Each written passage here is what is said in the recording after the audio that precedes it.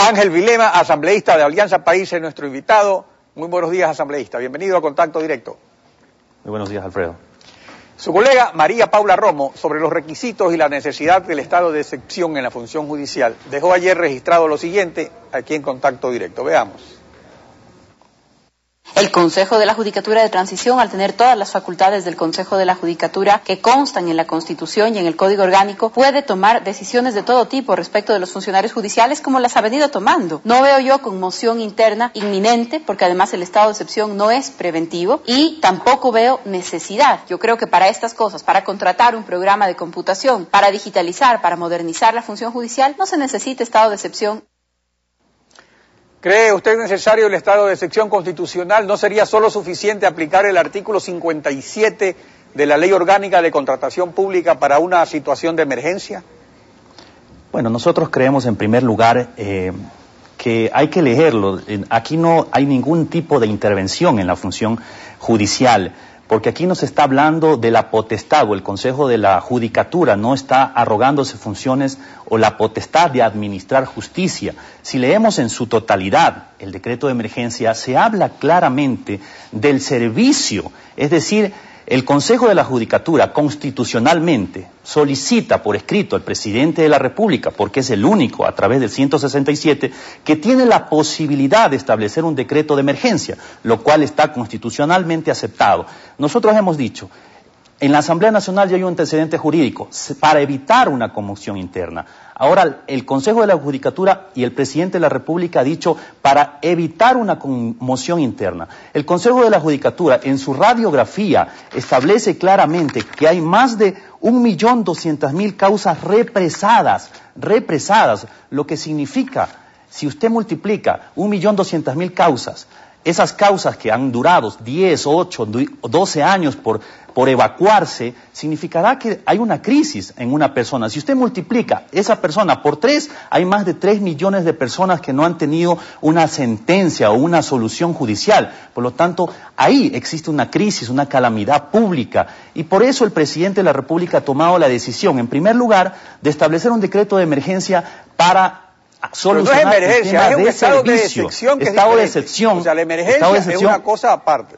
Sí, el estado de excepción, ¿para qué? En primer lugar, para solucionar el tema del servicio. Aquí no se trata de un estado de excepción que vaya a perjudicar el Estado de Derecho o los derechos constitucionales. Aquí dice claramente, el presidente ha dicho, excepción para establecer una prioridad en el gasto o en la inversión. La Asamblea Nacional... Perdón, asambleísta, pero sobre ese punto, porque usted tiene, es verdad, todo lo que dice respecto a esa crisis tremenda que hay en el Poder Judicial, pero el Consejo Transitorio recibió un mandato del pueblo. Entonces, respecto a lo que usted está señalando, hay otro elemento en el estado de excepción que, según la asambleísta María Paula Romo, vulnera la Constitución. Veamos lo que señaló al respecto.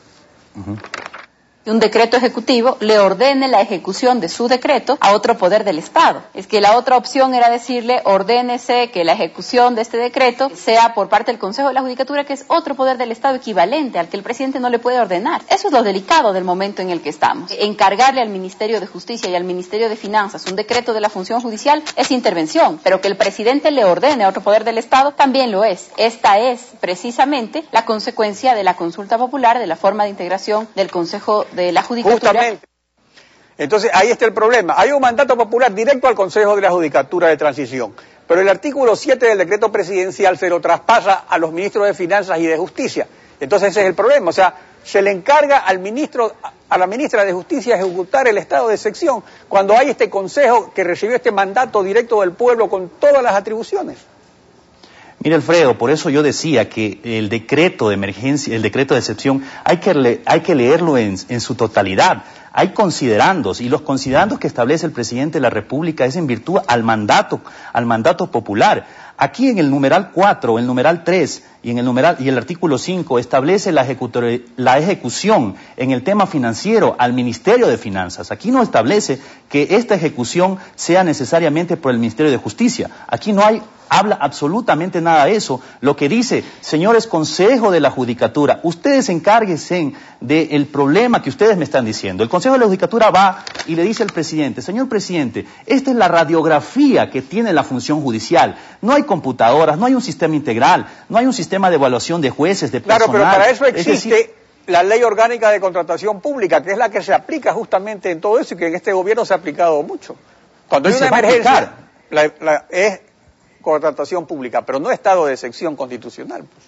El estado de excepción fundamental, como dice la palabra, excepción para la prioridad de la inversión. La Asamblea Nacional, y eso también podemos establecer como un antecedente jurídico, la Asamblea Nacional, es para prevenir una conmoción. Y la Asamblea Nacional, ¿quién ha dicho nada? Ya son 8 meses que está con ese estado de excepción. Lo que está diciéndose aquí es el presidente de la República establece un estado de excepción como prioridad para el gasto de inversión. Pero aquí no dice que el Ministerio de Justicia, Pero la Constitución lo autoriza al Ministerio de Finanzas justamente a hacer cambios en el presupuesto. O sea, la Constitución está bien hecha en ese sentido. Hay todo un sistema legal muy bien diseñado que permite precisamente actuar frente a esas emergencias, incluso en coordinación, ¿verdad?, del gobierno, del Ministerio de Finanzas con la Judicatura.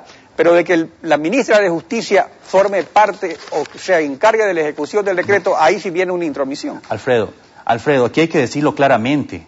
Mucha gente ha dicho que es una intromisión al Poder Judicial. En ningún momento, nunca se habló de una intromisión en el Poder Legislativo cuando el presidente estableció un decreto de excepción. Nosotros lo que hemos dicho, y aquí dice el artículo 5, se encargue al Ministerio de Finanzas. Nunca dice al Ministerio de Justicia. No, perdón, el artículo 7 dice, encárguese de la ejecución de este decreto. Notifíquese la declaración, el artículo 7 de la ejecución del presente decreto entrará en vigencia en la fecha de expedición sin perjuicio de su publicación. El artículo 5, el Ministerio de Finanzas situará los recursos suficientes para atender la emergencia. No, perdón, pero ahí se establece lo del Ministerio de Justicia. Incluso hay otra perla más, vea usted. No. El artículo 3 dice lo siguiente: declárese de acción prioritaria la formulación, ejecución e implementación de los proyectos de cambio de la justicia en el Ecuador mediante el plan de transformación de la justicia. Entonces, constitucionalmente, ¿cómo puede el presidente de la República, mediante decreto, determinar la acción prioritaria de la función judicial? O sea, eso le corresponde al Consejo de la Judicatura. Mire, el presidente no lo está manifestando este estado de excepción por iniciativa propia de él.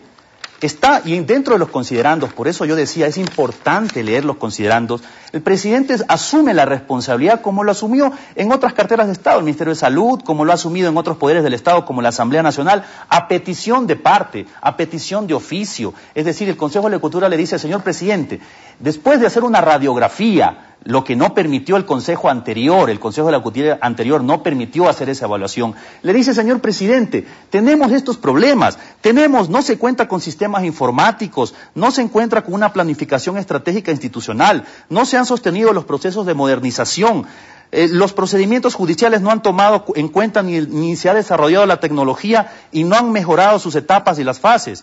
El aumento anual de las causas que requieren la atención del servicio de función pero judicial. Ellos son los responsables. Es como si mañana ustedes le pidan en la Asamblea que declare también, que dicte las leyes, por favor, presidente. No, pues, o sea... No, es que el presidente no va a encargarse de ejecutar el estado de excepción, pero por favor. Si la ministra de Queremos Justicia. En claro. No, ¿por qué? Aquí no dice el Ministerio de Justicia, aquí dice el Consejo de la Judicatura. Si usted tiene el decreto, Alfredo, y usted lo ha leído completamente, aquí no dice ningún Ministerio de Justicia. Ayer justamente se lo mostramos a María Paula Romo. Pero vea, aquí yo tengo y está certificado, aquí no existe el Ministerio de Justicia, aquí el único responsable, porque si el presidente hiciera los cambios o él fuera el que ejecute este estado de excepción, ahí sí habría inconstitucionalidad. El productor tiene ahí la claqueta que sacamos ayer.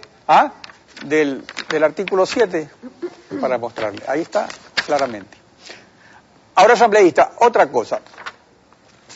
¿La Asamblea fue consultada sobre esto, digamos, el bloque de Alianza País, o no fueron consultados? Bueno, nosotros las decisiones gubernamentales, las decisiones del Ejecutivo, siempre tratamos de buscar un consenso, de buscar un acuerdo entre Ejecutivo y Legislativo.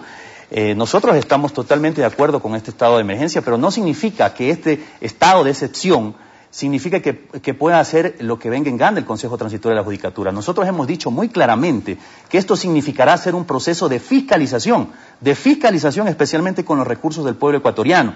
Y también en la Asamblea Nacional hoy existe una posibilidad de pedir un cambio del orden del día. Mire, Alfredo, el artículo 46 establece la revocatoria del estado de excepción. Luego de notificada la revocatoria de estado de excepción, la mayoría absoluta de los integrantes de la Asamblea Nacional podrá solicitar a la presidenta o el presidente de la Asamblea la revocatoria del decreto ejecutivo de estado de excepción, quien remitirá dicha petición al Pleno de la Asamblea Nacional para que en un solo debate y con la mayoría absoluta de sus integrantes niegue o apruebe la petición. Es decir, que ni siquiera un cambio del orden del día con 5 firmas aquí procede, porque la solicitud que le hacen al presidente de la Asamblea tiene que tener 63 firmas. Por lo tanto, desde mi punto de vista y de la forma como yo interpreto, necesariamente, no con 5 firmas para el día de hoy hacer el cambio del orden del día se requieren, sino 63 firmas inclusive para hacer la petición de parte y de oficio, ¿no? Bueno, en todo caso, esa será materia de discusión hoy en la Asamblea. Asambleísta, muchas gracias por su participación en Contacto Directo.